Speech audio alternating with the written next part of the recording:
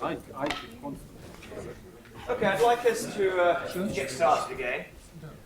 Next speaker this morning is Jonathan Brewer, who's speaking about singular spectral types for certain spherically homogeneous trees. Okay, first of all, I'd like to thank the organizers for this kind invitation and the wonderful opportunity to present my results. I will talk about trees, but I should give a disclaimer. My talk is going to be purely discrete. I'm not going to talk about quantum graphs, but I do believe that most of what I'm going to say has a natural and, I hope, obvious counterpart in quantum graphs, so it should be of interest. And the rough outline of my talk is the following. I will start with a motivating example, motivating question, would be the right motivating question, and that would be the Anderson model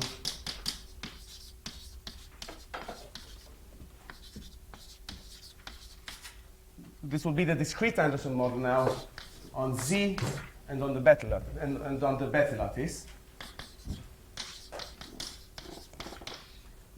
This will lead me to introduce a family of trees that I like to call finite dimensional. The trees, this is finite dimensional trees. And in order to investigate these trees, I will generalize to the general family of spherically homogeneous trees, which I will define. So spherically, I'll just write spherically homogeneous trees. I will present a decomposition theorem for the Laplacian on these trees. This will lead me to investigate the general sparse trees. Some result for the Laplacian there. Then back to the finite dimensional trees. And then an Anderson model on them.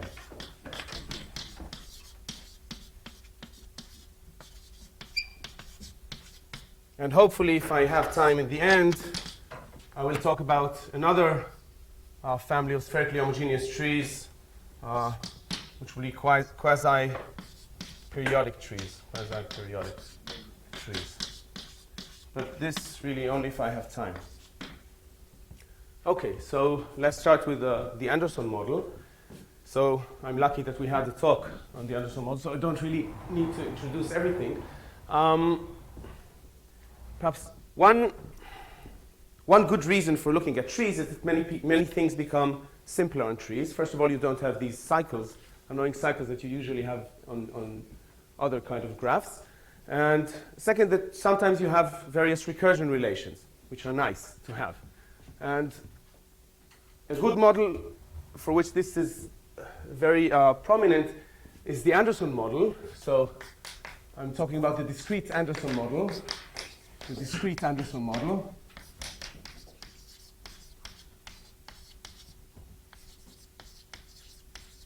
Which is just the Laplacian plus a potential which is a random potential indexed by the, well, let's write small v as the vertices, indexed by the vertices of the graph.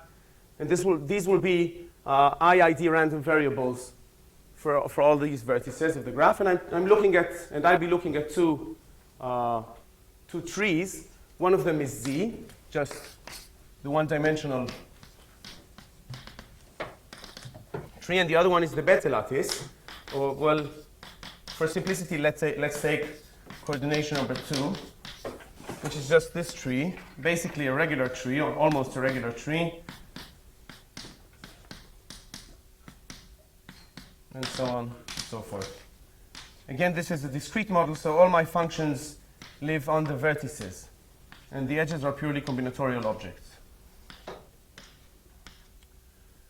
And basically, these are the only two examples where the question of extended states, the question of the existence of absolutely continuous spectrum, has been answered for the Anderson model. We know, this is now a classical result, we know that for almost any distribution,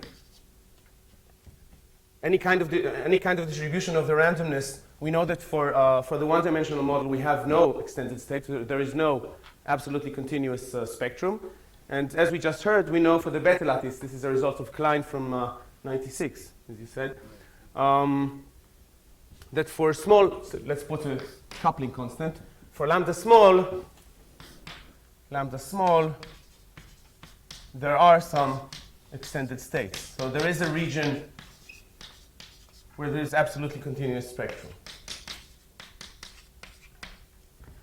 Now there's something very annoying about this, because so these are regular structures, regular in the sense that the number of nearest neighbors for any vertex is a constant, or almost a constant if you just ignore the root here. And this is one-dimensional, obviously, and this is in a very natural sense infinite-dimensional, because this tree grows exponentially. I mean, the volume grows exponentially with R. For any finite-dimensional regular object, you don't have a tree. If you take a finite-dimensional graph, if you want it to be regular, basically the natural examples are ZD. Oh.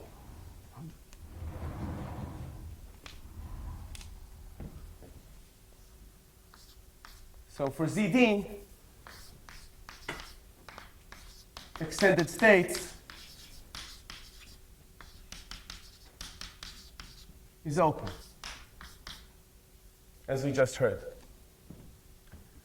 So there's a natural question here. If we know the trees are somehow easier, why not try to construct a finite-dimensional tree? So you have to throw away regularity, but you get, in return, you get the tree structure. So the basic question which actually motivated my research here was find or construct, be better,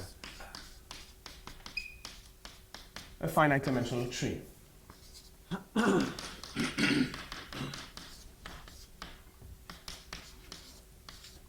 So, okay, so this is not a very hard question. I guess there are various answers to this question. One answer, which I like, is the following. So, I'm going to do this.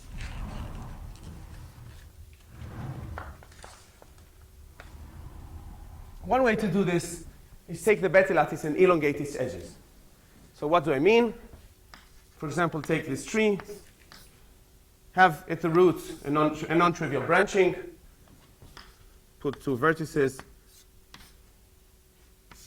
You can have a non-trivial branching here, but then before the next non-trivial branching, just have a one-dimensional segment without non-trivial branchings.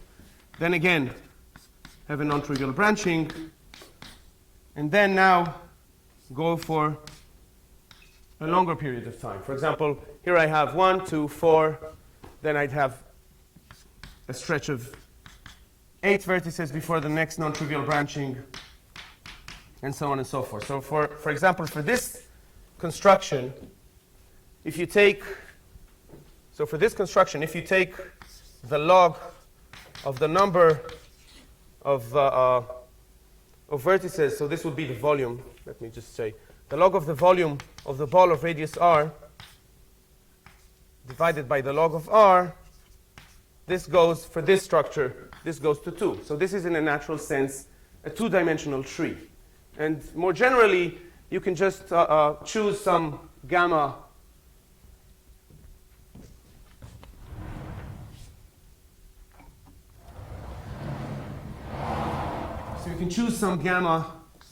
greater than 1 and just construct the tree gamma k gamma out of the Bethe lattice of coordination number k, and by using between the nth non-trivial branching and the n+1 non-trivial branching, just make a stretch that is of length gamma to the power n, and take the integer part because this is a combinatorial object. So these are trees. Let me write it here.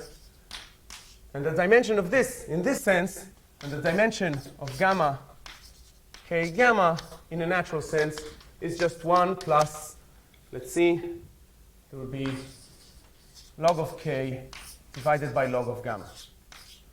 That's an easy calculation to make. And as you can see, when you choose gamma to be just 1, in the limit gamma equals to 1, you get actually the Bethe lattice, and here you get that the dimension is infinite. And when you choose gamma equal to infinity, you just get z, of course, because gamma equal to infinity, you just get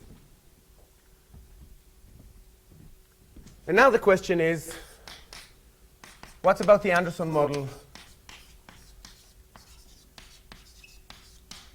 on gamma k gamma?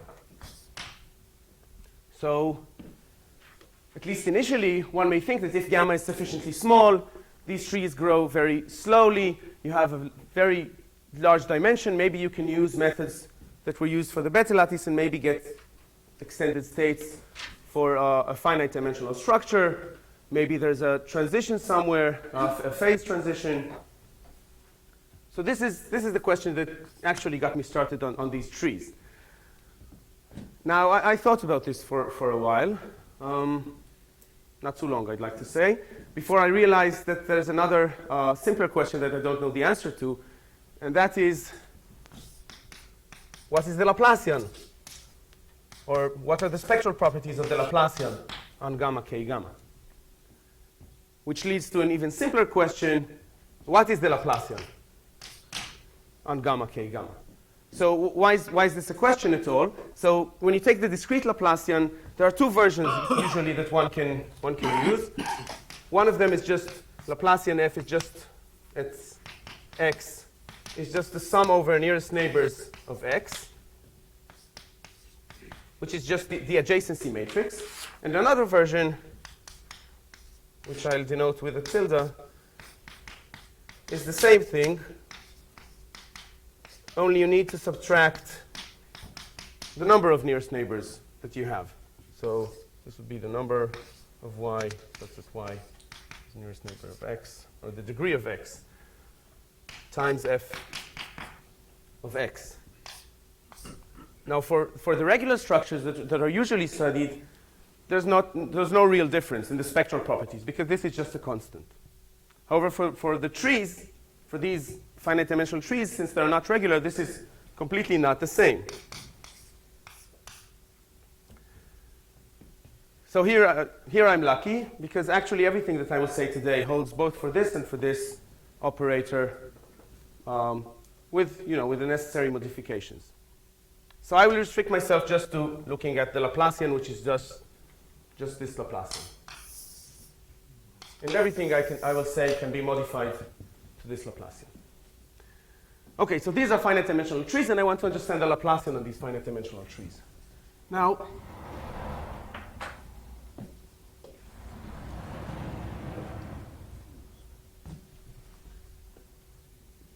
I've done this construction. I haven't written it here, but I've done this construction in a radial way, in a spherically homogeneous way, meaning that at every distance, the tree will look the same. At a distance r from the root, all the vertices look the same. Okay, I do this in a homogeneous manner. So there's a symmetry here that I would like to use, and the Laplacian reflects this symmetry. And this turns out to be true. I can really use this symmetry to analyze the Laplacian. I should note that the quantum counterpart of these trees has been investigated, both by Naimark and Solomiak and by Carlson, and and there has been a decomposition theorem for the quantum analog of these trees. Both by Naimark and Solomiak and both by Carlson. I think it was 2000, something like that. And you'd expect a counterpart to this in the discrete setting, and this is what I want to present. But let me do it in the most general setting I can do. So let's define. So definition.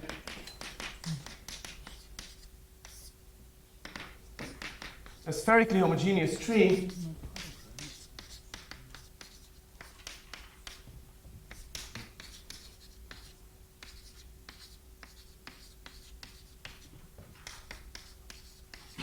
is a rooted tree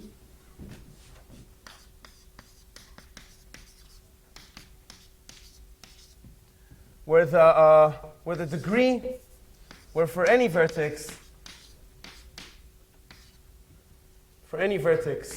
so let's see, a rooted tree, gamma, where for any vertex,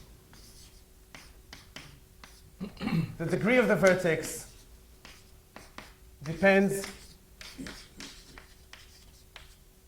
only on the distance of that vertex to the root. So this would be a spherically homogeneous tree. And there are various ways to characterize these trees. And the most convenient for me would be to characterize such a tree with two sequences of natural numbers. So ln and kn will be a double sequence of natural numbers, n going from 1 to infinity. Ln are natural numbers, a strictly increasing sequence.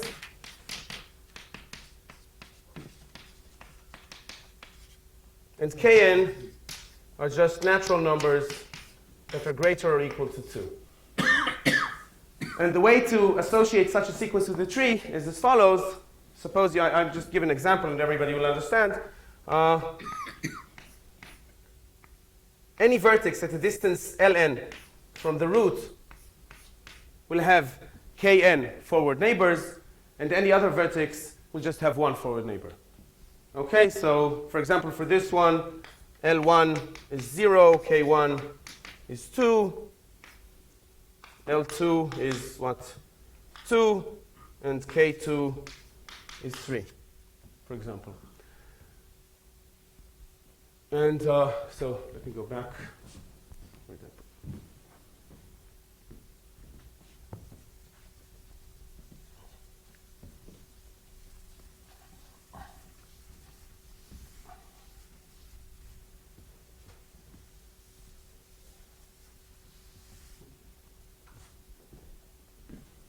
And just let's give it a technical definition.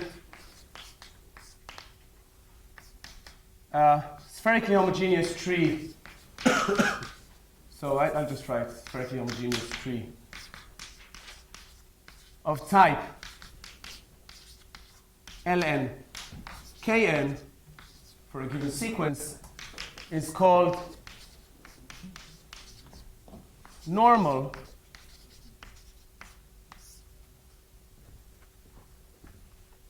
if kn unbounded implies, so kn unbounded implies that the lim sup of ln plus 1 minus ln is greater than 1. So if kn is unbounded, I don't want to have these junctions too close to one another. And this is just a technical definition in order to prove that the Laplacian is self-adjoint. Just very simple. And now I can present the basic decomposition theorem. So let gamma be a spherically homogeneous tree of type ln kn for a given sequence. That is normal, so let spherically homogeneous tree be a normal.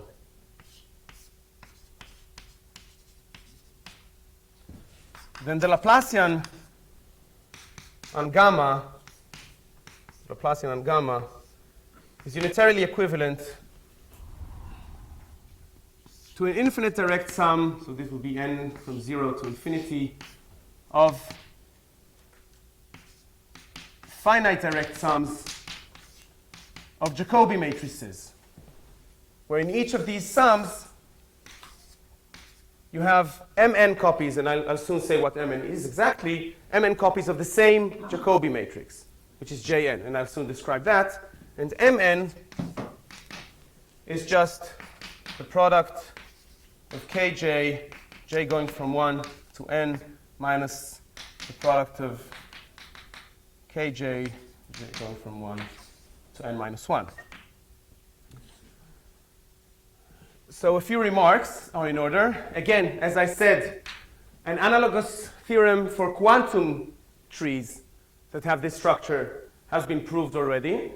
And for trees, for discrete graphs, I only know of this theorem having been stated and proved for the regular case. So the regular case is actually easy because you just have direct sum of the same matrix over and over again. And now, just so you understand what's going on, let me present what these JNs are.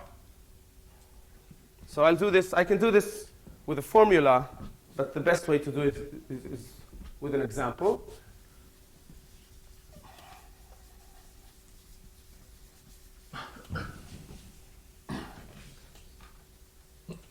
So let's take a spherically homogeneous tree.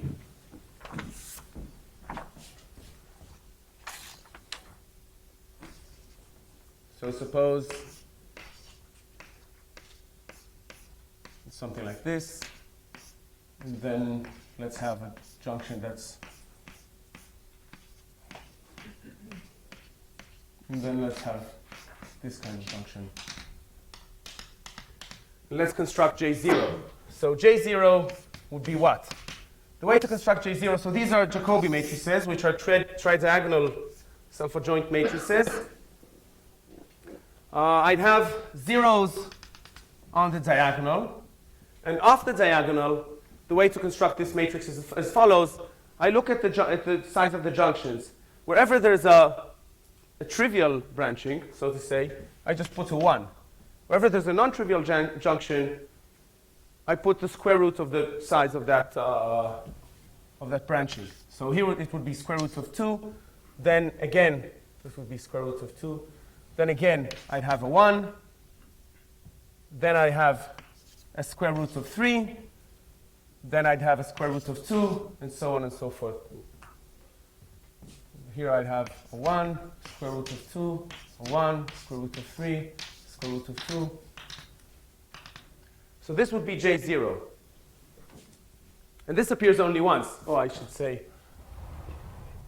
M0 is 1, M1 is K1 minus 1. And the way to construct the rest of these JNs is as follows. Is yellow okay? No, maybe.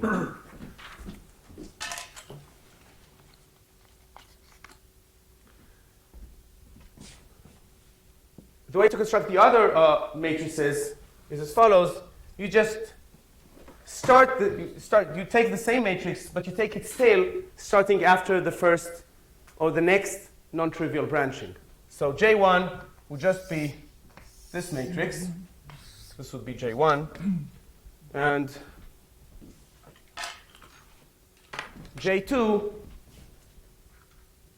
will be this one.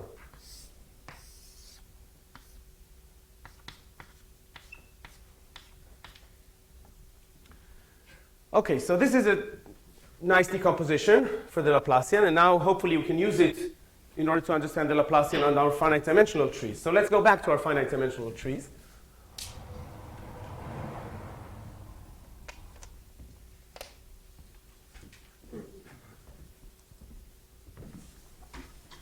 What do we get for our finite dimensional trees?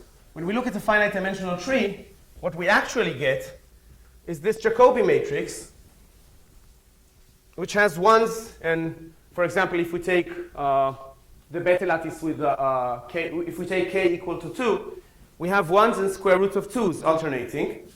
And as we go towards infinity, we see that these square root of 2s become sparse.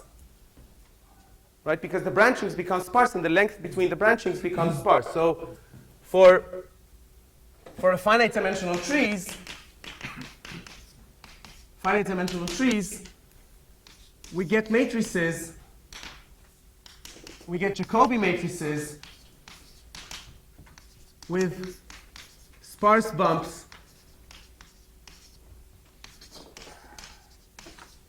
off the diagonal.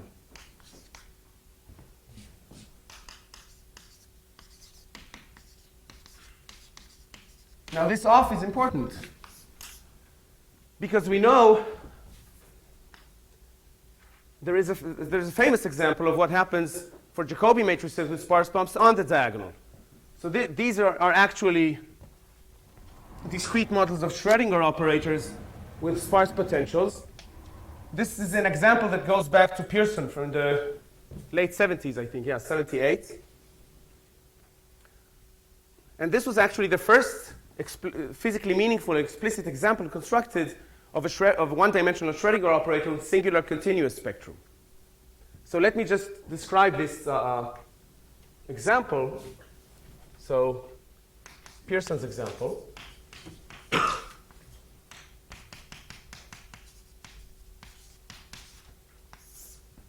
So I'm now going to be continuous for a second.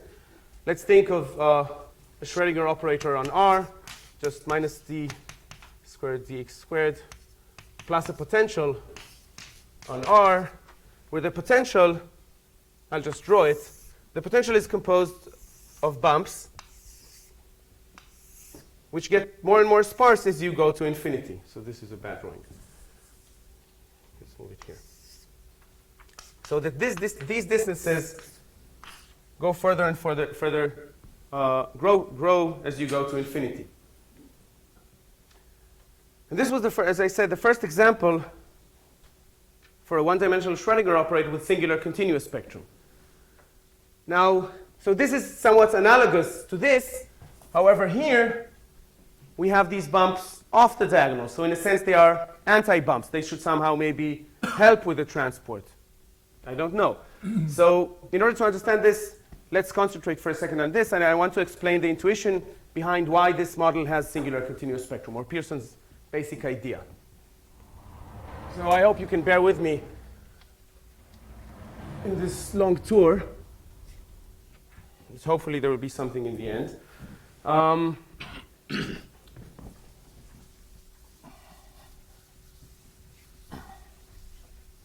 So what was Pearson's idea?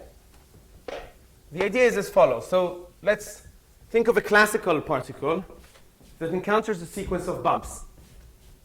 So we have a classical particle encountering a sequence of bumps. This is the first bump, second bump. This is the ith bump. And suppose that for the ith bump, it has probability pi of going through and qi of reflecting. Then one may define the reflection coefficient, sigma I, to be qi divided by pi. And it's a very nice exercise to show that these sigma i's are additive. Meaning, if you want to calculate the reflection coefficient for a sequence of bumps, it's just the sum of the sigma i's. But this means that if the sum, so that the sum of the sigma i's is infinite if and only if there is recurrence. Recurrence meaning that the particle will be reflected to the origin infinitely often. Now this is a random model.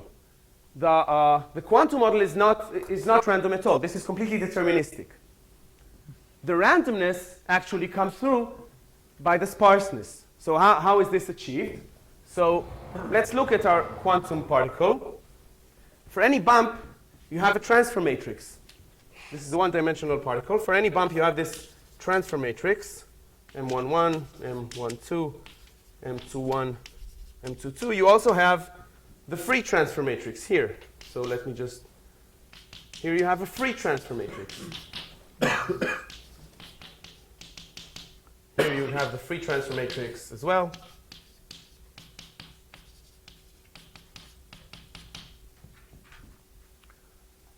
Again, this is the bump transfer matrix, so let's bump transfer matrix. And you can define semi-classically, there's a very natural definition of a reflection coefficient coming from the entries of this transfer matrix. I'm not going to really write it down, but basically this is the Hilbert-Schmidt norm of this transfer matrix in a certain very natural basis. And of course, for the free transfer matrix, the reflection coefficient turns out to be 0. Now, if you want to calculate the reflection coefficient for a sequence of bumps, you need to multiply the matrices. Now, what happens when you multiply this matrix with a free transfer matrix and again with another matrix and again with a free transfer matrix? The effect of the free transfer matrix is a rotation, is a phase change.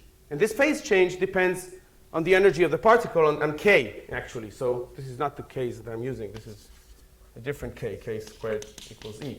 And this phase change depends on k.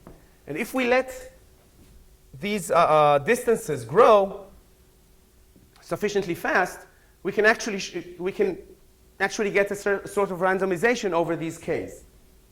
So this is the randomization achieved in Pearson's example. And if you let these distances grow sufficiently fast, you get recurrence. You also need some decay condition on the bumps, of course, in the end. But you can get recurrence basically from this analysis. And when you translate this recurrence to spectral terms, you get singular continuous spectrum.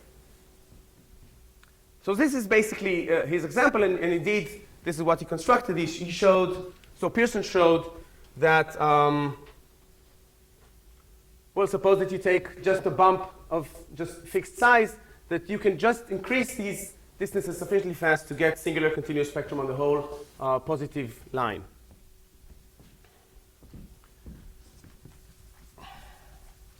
Now what happens for our case? As I said, in our case, in a sense, we have anti-bumps because they are off the diagonal. However, in the quantum case, the reflection coefficient only depends on the way the bump transfer matrix differs from the free transfer matrix. It doesn't really depend if there's a potential here or there's another kind of perturbation. So you actually get the same effect simply because you have some bumps. And it is regardless of the fact that you have bumps off or on the diagonal. So we have the following theorem,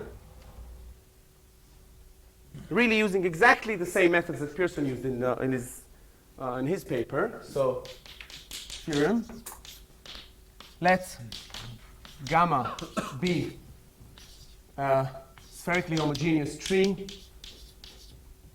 such that ln plus 1 minus ln goes to infinity, then, well, first of all, the interval minus 2, 2 is contained in the essential spectrum of the Laplacian on gamma. And second, if we let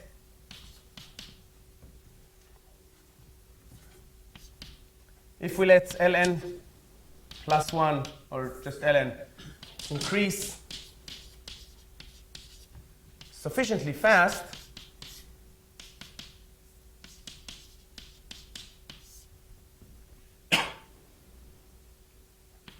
any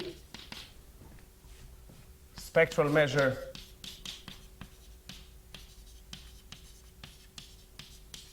for the Laplacian on gamma is purely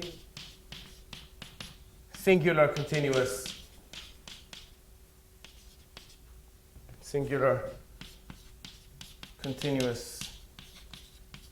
on minus 2, 2. And I should just explain what I mean by sufficiently fast. So sufficiently fast means that if you are given Lj up to n, you need to choose the ln sufficiently large. Okay, so there's not a given sequence that you need to pass, but it's the distances between these ln's that matters. Okay. What do you mean by any spectral measure? Excuse me? What does it mean, any spectral? Okay, so any spectral measure. So I'm looking at a tree. So the multiplicities are large generally. I'm looking. So any spectral measure, I mean, for any function on the tree, you have a given spectral measure. Okay, with respect to the Laplacian. It's hard to say the spectral measure because it's not a cyclic space. It's the same as saying the spectrum is purely singular continuous on minus 2, 2. Excuse me? It's the same as to say that the spectrum It's of purely the singular. Laplace is purely singular continuous on minus 2, 2. Yeah, it's true. Okay. So just to continue in this line,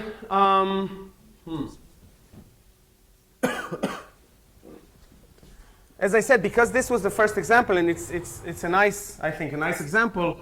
Many people have done work on these sparse potentials, and since it works so nicely, it makes sense to try and take some of these works and modify them to suit various trees, and get various trees with interesting spectral properties for the Laplacian.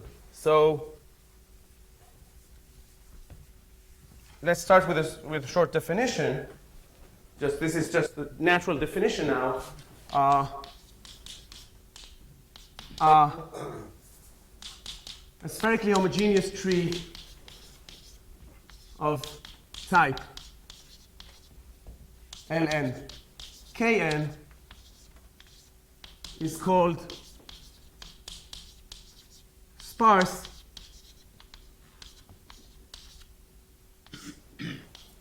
if Ln plus 1 minus Ln goes to infinity as n goes to infinity.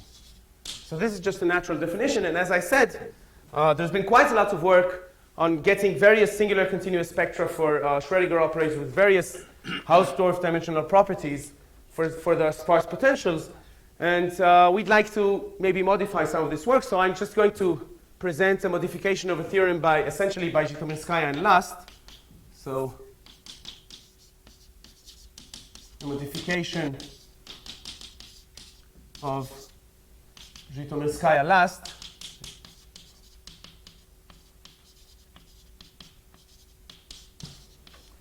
to get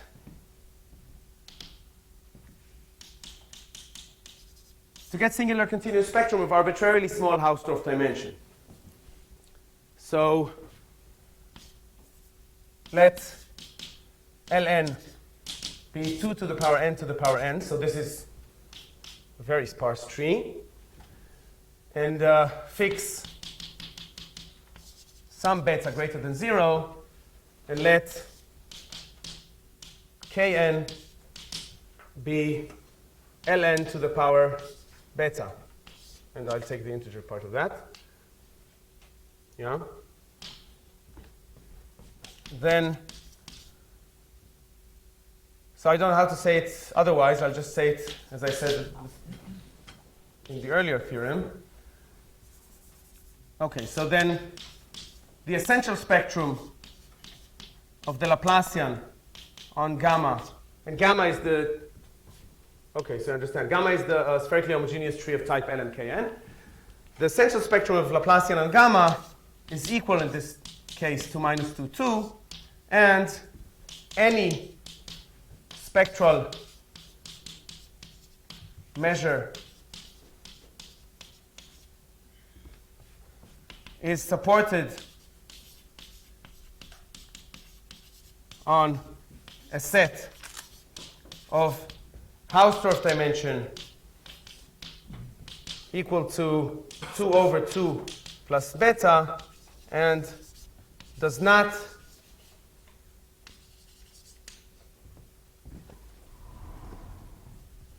give weight to sets of Hausdorff dimension less than 1 over 1 plus beta.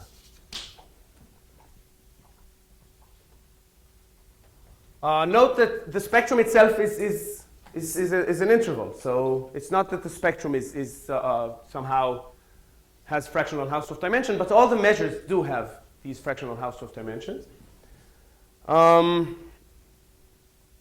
And actually, if we let beta somehow increase with n, we can actually make all these spectral measures of Hausdorff dimension 0, precisely.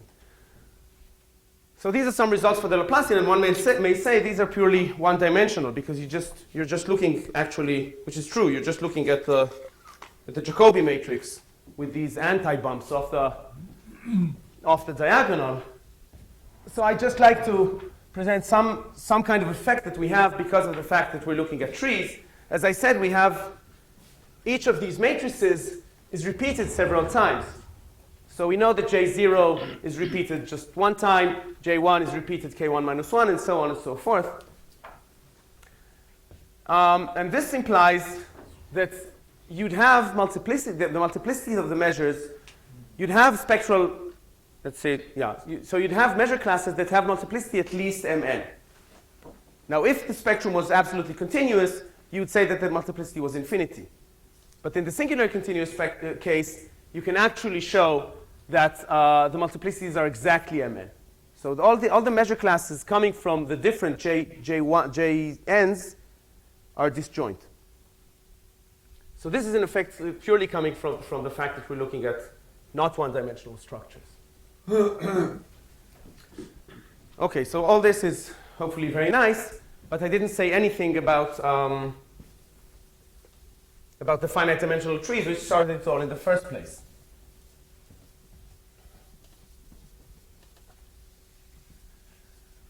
So as you can see from this example at least,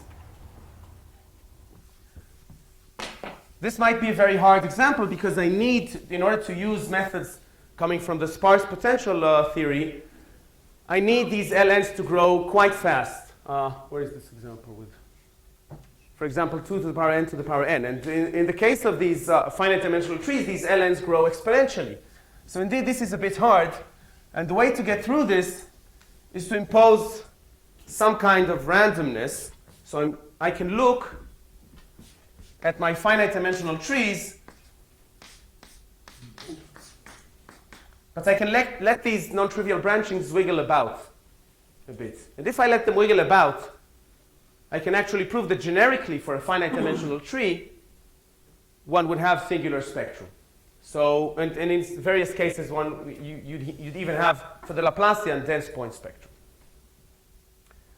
Okay, so this is just the analysis of the Laplacian and these finite dimensional trees, but the original question was what's going on for the Anderson model on these trees.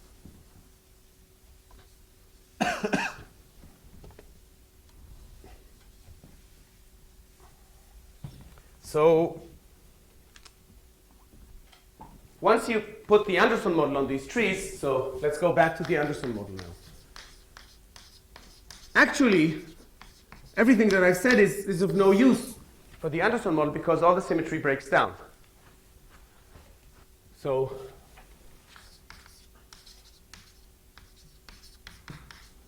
symmetry breaks down.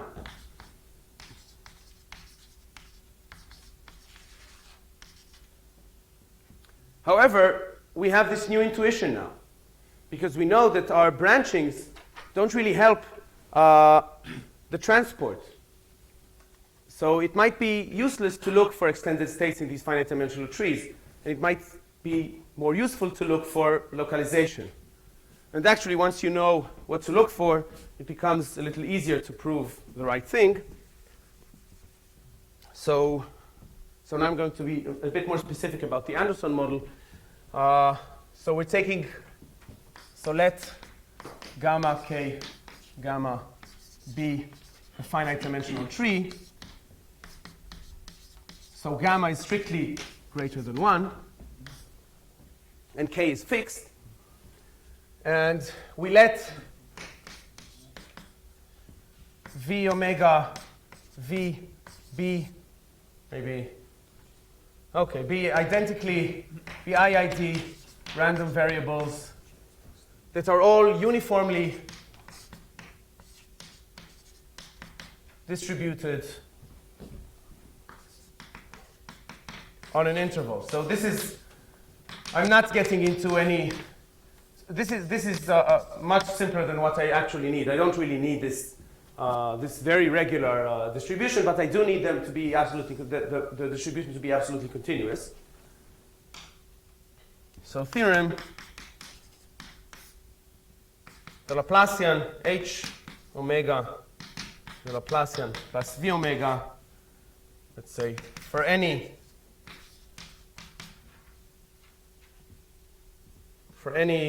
k gamma greater than 1, k would be greater or equal to 2, gamma greater than 1, and some lambda greater than 0,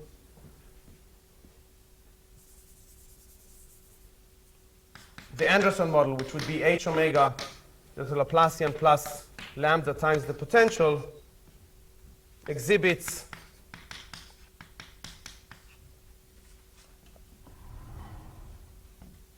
complete spectral localization.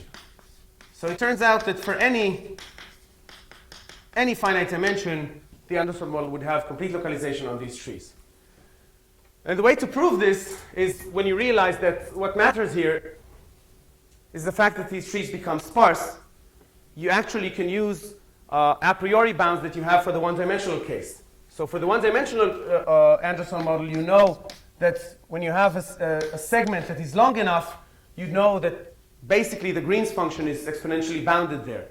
And now what you use is some finite volume estimates, again, developed by Eisenman, Schenker, Friedrich, and Hundenpark, to actually use this and get exponential decay of the Green's function on all the trees. So maybe I should say what this means.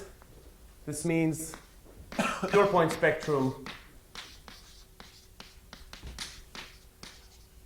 with exponentially decaying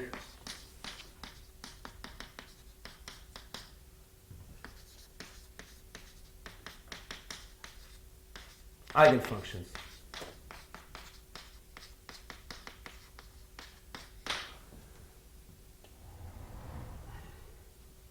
And I should just write proof goes by methods developed by, well, just say Eisenman, Schenker, Friedrich, and Hundenpark. How much time do I have? 10 minutes. 10 minutes, good. So this is actually the thing that got me started, got me interested in these spherically homogeneous trees. And most of what I spoke about was analysis coming from the decomposition theorem. And now I use this decomposition theorem to analyze my trees, but another use for the decomposition theorem is to try and construct various, now different trees, maybe not sparse, and get trees with, as I said, interesting spectral properties for the Laplacian. Now, various graphs with interesting spectral properties for the Laplacian have already been constructed, but these spherically homogeneous trees are somehow a family that you can modify various parameters and get various spectral properties for the Laplacian. So it could be nice. So one tree that would be nice to analyze is a quasi-periodic tree. A periodic tree would obviously have band spectrum, absolutely continuous band spectrum. So in order to construct a quasi-periodic tree, I would like to take, again, a discrete Schrödinger operator, which is quasi-periodic, and try to translate this structure into the tree setting and understand what's going on. So let's construct a quasi-periodic tree. I'd just like to present this example.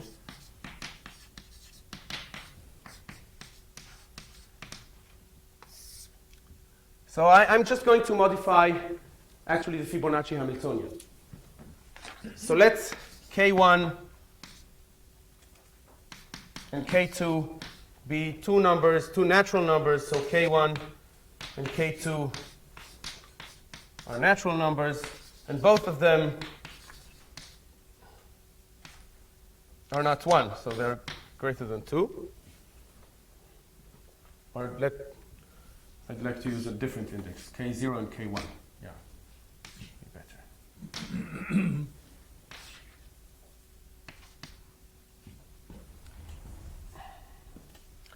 And I'm going to construct the following spherically homogeneous tree. I'm going to let Ln plus 1 minus Ln, or just, let's write it a different way. Ln is just going to be n minus 1. So I'm going to have a non-trivial branching, actually it's every distance from the root. And Kn will just be K of, so this would be the characteristic function of the interval 1 minus theta 1 of n theta mod 1, where theta is just the golden mean. So this means that you look at the golden mean, you start rotating it. Whenever it falls within this interval, you take K1. Whenever it doesn't, you just take K0. And this is a quasi-periodic sequence. And what you can prove for the sequence, this would be the analog of the Fibonacci Hamiltonian for this setting. What you can prove for this sequence is the following.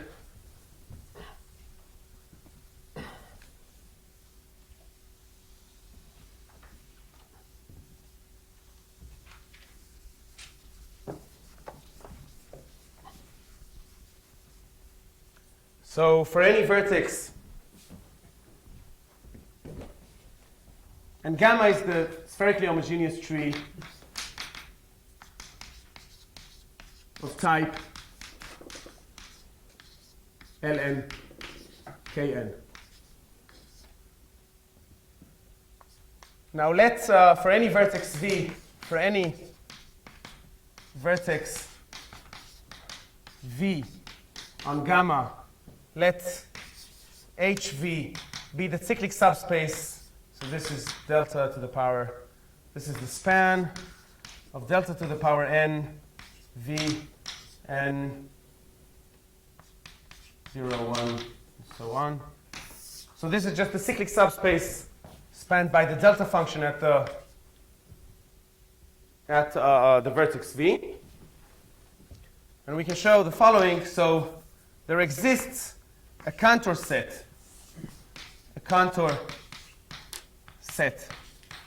of Lebesgue measure 0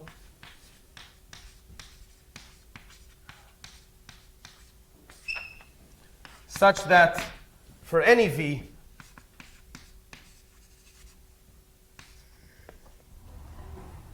the essential spectrum of the Laplacian restricted to HV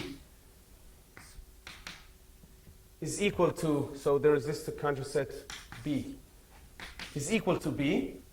And this is of Lebesgue measure 0. So this means that now the essential spectrum, actually the spectrum is of Lebesgue measure 0. What is, okay.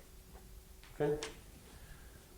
However, so this is true only for these finite dimensional kind of subspaces. However, when you look at the whole space, the spectrum of the Laplacian is equal to the essential spectrum of the Laplacian. But now you have eigenvalues accumulating, or perhaps eigenvalues accumulating, to get that this is B together with some set P, which is P, and P is just the set, where P is just the set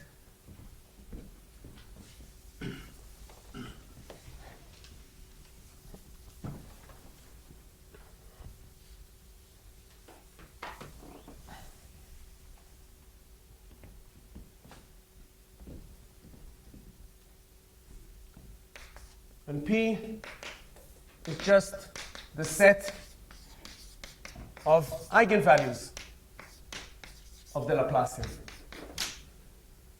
And a remark, so this is the theorem, and a remark is that P is a perfect set. Okay, so each eigenvalue is the limit point of other eigenvalues. This is because of the minimality of the subshift that defines the that is related to this definition. So actually, this is all I know about this tree. It would be nice to know something about P. For example, is P non-empty at all? Maybe P is empty. I don't know. Prove that there exists some eigenvalue. And another question is, so obviously, this tree would in a very natural sense be infinite dimensional. And of course, if you put the Anderson model on it, you'd expect to have localization, because initially the spectrum is pure point. But exponential decay of the Green's function would not do it, because the tree is infinite dimensional. So another question is Anderson localization for this tree.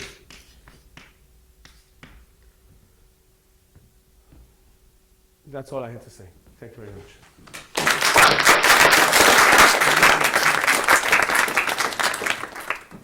Very much indeed. Are there any questions or comments? Looking into this, does the Yaxi class Speak up a theory, little bit. does the Yaxi class theory work for something like that? You seem to be taking the cyclic subspaces they like. Yeah. So what do you mean? Does it apply when you put? But so this is, they have some statements. yeah, but their statements are about these random Hamiltonians. Yeah. And this setting is not. I mean, the tree is completely deterministic. Yeah. And I'm just. I'm thinking if you put a random, but does it? Yeah, but of course the Yaxi class will hold for this, but it wouldn't help me, for example, to prove Anderson localization. I mean, because they don't. They have to assume you have singular spectrum to get any. Exactly, yeah. In your example of the Anderson model, if you take, for example, a radially dependent potential, so that is independent only in each generation, would you expect to get AC spectrum, for example, for certain examples? No. Never. So what do you mean? So what do you mean? Which example are you talking about? This example? This Anderson model. I mean, in this example, if your dependence is radial, you can still use your decomposition method and Yeah. have essentially a one-dimensional model. So take just the Bethe lattice, for example. If you take the Bethe lattice and you take radial independent, then the whole problem collapses to a one-dimensional problem, and you have complete localization. Yeah, okay, but So I mean, you need, in order to get any AC spectrum coming, really coming from the fact that you have some infinite dimensions or large dimensions, you need you need radial independence. Yeah. You need that. okay, but I mean, if you enlarge your distance between the two branching points, maybe you have enough space to have transport. No, I don't believe. No. Well, I didn't do it for K growing. Maybe if you take, I mean, so now we're talking just about a one-dimensional problem, and we're thinking maybe about this Jacobi matrix where you have these random potentials here, and here you might have something growing, right? Something increasing. So maybe this might be something like a decaying potential. So you might get some AC spectrum here. But I think as long as these are sparse, I don't believe you get anything. I mean, if you really have something, monotonously increasing, then monotonically increasing, then it might happen. But not if these are sparse. You won't expect any. I mean, I won't. Okay, I won't expect any model that has initially singular spectrum when it's perturbed with a random potential Of course not. to get something that is absolutely continuous. This is, I can modify this statement. This is not really true also, but basically. Yes, we continue over coffee after thanking the speakers. Half past 11.